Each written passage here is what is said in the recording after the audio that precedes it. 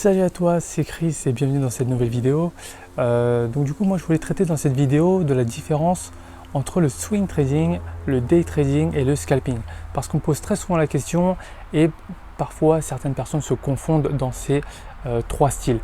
Donc du coup pour commencer, alors je vais t'inviter d'abord à télécharger dans la description mon e-book qui traite de la méthode des vagues d'Elliott et tu en apprendras énormément sur les vagues d'impulsion et les vagues de correction. Donc je t'invite vraiment à le télécharger, ça ne peut être que bénéfique.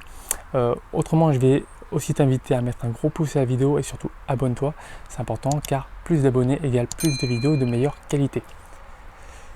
Donc du coup c'est parti. Alors le swing trading, pour commencer, il faut savoir que c'est un trader qui va prendre position pour une durée supérieure à 2 jours et qui peut durer jusqu'à plusieurs semaines, voire plusieurs mois.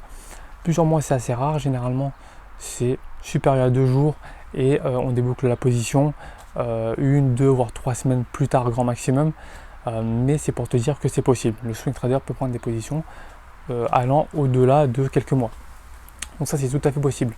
L'objectif principal du swing trader, c'est vraiment de bénéficier de forts mouvements d'impulsion, donc ce qu'on appelle les swings.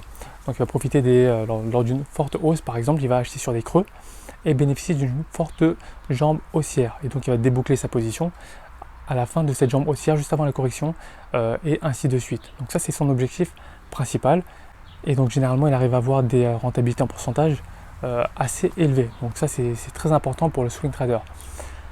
Je dirais que l'inconvénient principal du swing trading, c'est qu'en fait il garde ses positions la nuit, et comme tu le sais, lorsqu'on garde ses positions la nuit, il y a un risque principal, c'est le risque de gap. Donc un gap, c'est un trou de cotation, c'est là où il y a un fort décalage de cours. Si le swing trader subit un gap, eh ben, son stop ne le protège pas. Ça devient un petit peu problématique, donc il faut bien choisir ses valeurs et effectivement, il faut diversifier ses risques. Donc il ne faut pas mettre une grosse somme de son capital sur la même valeur. Surtout, petit conseil en passant, pour toi qui regardes la vidéo, évite les biotech si tu ne veux pas te prendre des gros gaps dans la tronche. C'est très important. Il n'est pas rare de voir des biotech faire du moins 15, moins 20% en gap. Ton stop ne te sauvera pas. Donc ça, je pense que c'est l'inconvénient principal du swing trader. Donc il conserve ses positions la nuit. Il peut avoir de très belles performances, mais en cas de gap fort, il n'est pas protégé, donc il doit diversifier ses positions. Concernant le day trader, lui, il va prendre des positions en intraday, c'est-à-dire à l'intérieur d'une même séance. Le but du day trader, c'est de jouer la volatilité. Voilà, il va chercher des titres très volatiles, donc entrer en position directement, profiter d'un fort mouvement et ressortir.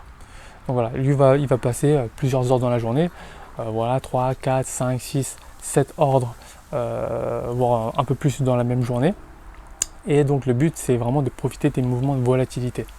Il entre, il sort assez rapidement. L'avantage principal du day trader, à la différence du swing trader, il n'a pas besoin de conserver sa position le soir. Il n'est donc pas soumis au gap. Voilà, il n'est donc pas exposé au gap.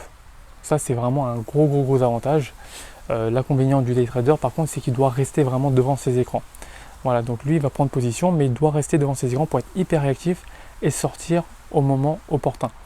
Donc il va rester concentré, focus, et à chaque fois qu'il va prendre position, il va rester fixé sur ses écrans et il ressort. Avantage et inconvénient à chaque fois dans les différents styles. Et enfin le scalping, lui, il va plutôt rechercher des marchés en range. Voilà, plutôt des marchés plats, puisque lui, le but c'est de faire un maximum d'entrée et de sortie super rapide, sans profiter des forts mouvements à la hausse ou à la baisse, mais il va jouer par exemple les supports et vendre les résistances. Rebond sur un support, il va acheter, proche d'une résistance, il va vendre. Donc, et à chaque fois, il va passer énormément de positions dans la journée, peut-être 50, 60, 100, 150, 200 positions. Enfin, il n'y a pas de limite en termes de nombre de positions prises par un scalper dans une même journée. Mais lui, voilà, il va vraiment faire énormément de prises de position. L'inconvénient principal, du coup, c'est les frais de courtage. D'une part, les frais de courtage, donc effectivement, il a intérêt à bien choisir son broker, sinon il se fait massacrer en termes de frais de courtage, d'une part, et d'autre part, c'est encore plus stressant que le day trader, puisque il doit être encore plus concentré devant son écran, car il joue des micro-mouvements. Donc il est là sans cesse à entrer, sortir, entrer, sortir, entrer, sortir. Donc autant te dire que le stress est à son maximum pour ce type d'activité. Donc voilà, tu as un petit peu la vision globale maintenant concernant ces 3 styles de trading différents. Chacun va choisir le style qui lui convient, il n'y en a pas un qui est meilleur que l'autre. Tu vois très bien que à chaque fois je t'ai donné des avantages et des inconvénients. À toi de choisir, à toi de voir en fonction de ton emploi du temps, en fonction de ta personnalité et en fonction de tes objectifs, ce que tu souhaites faire et choisir donc le style qui te convient. Voilà, j'espère que c'est beaucoup plus clair pour toi maintenant, tu en sais beaucoup plus sur les différents styles de trading. Donc mets-moi un gros pouce à la vidéo si ça t'a plu. Dis-moi quel type de style de trading tu adoptes si tu fais déjà du trading et lequel tu aimerais faire, tu aimerais adopter si tu n'en fais pas encore. Dis-moi ça en commentaire et surtout abonne-toi encore une fois car plus d'abonnés égale plus de vidéos de meilleure qualité. Quant à moi, je te dis à la prochaine. Ciao.